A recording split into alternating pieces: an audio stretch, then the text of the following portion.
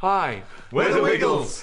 And you know, we've got lots of stories that we remember and don't remember, I guess, from touring all around the world. And of course, when we toured America, was pretty crazy.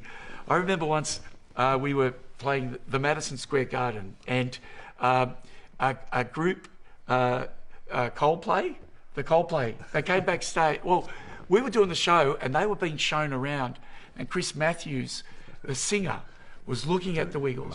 It's anyway, It's Chris Martin. Chris Martin. Yeah, there are things you remember and don't remember. You're right. Anyway, so it's Chris Martin. He was watching the Wiggles because they were having a look at the garden.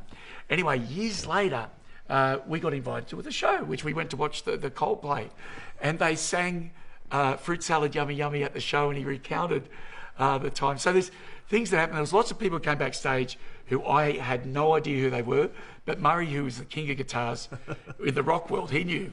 Yeah. Well, we met a lot of people who we all knew, of course, like Robert De Niro and Jerry Seinfeld. But sometimes the guys from like little smaller indie bands, like Bill Janowitz from Buffalo Tom, came back, and someone would tell us, this guy's here, and Anthony would just go, oh, tell Murray, he'll know.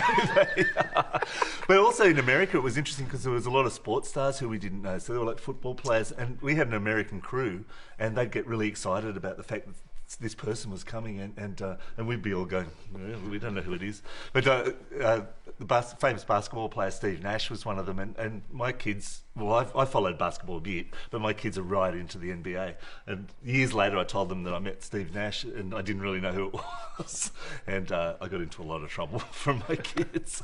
Yeah. Greg met Greg Brady. Yes. Barry Williams. That was a thrill. Yeah. We did a video with Barry Williams, actually, yeah. So growing up watching the Brady Bunch and getting to work with Greg Brady, my idol from when I was a young boy, was a real thrill indeed. But meeting Mick Fleetwood too. That was a huge honour. Yeah. Tell the guys about the sound check. Do you remember he talked about the sound check that he did with Lindsay Buckingham? Oh, yes. Yeah, I don't remember exactly the story. I remember he spoke about it. Murray. Yeah, he said that they'd quite often play, I think, Hot Potato. Oh, Big Red Car. Oh, was it Big Red Car? Yeah. Fleetwood Mac would play that at soundcheck because Lindsay Buckingham had kids and they were big fans. And Mick, I think Mick had grandkids, or did he? Yeah, I can't remember. But yeah, years before that, we actually were rehearsing at the Sydney Entertainment Centre, and Fleetwood Mac was set up to do a gig, and I just thought, wouldn't it have been great if they were sound checking, we went down the whole playing Big Red Car, but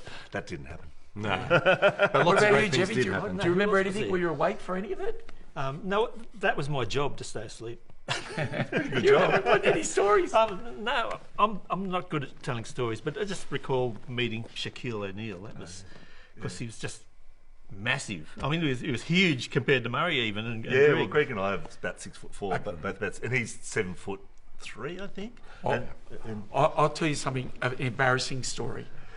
We met Matthew Broderick and Sarah Jessica Parkio at the Wiggles show at the Garden, and then he's doing in a play, and he invited us back. And you guys didn't go to that play? No, I think you went. I went, right? Yeah, it was great. Did you go? Yeah, different night. I went a different night because I went backstage and made the biggest mistake you can ever make.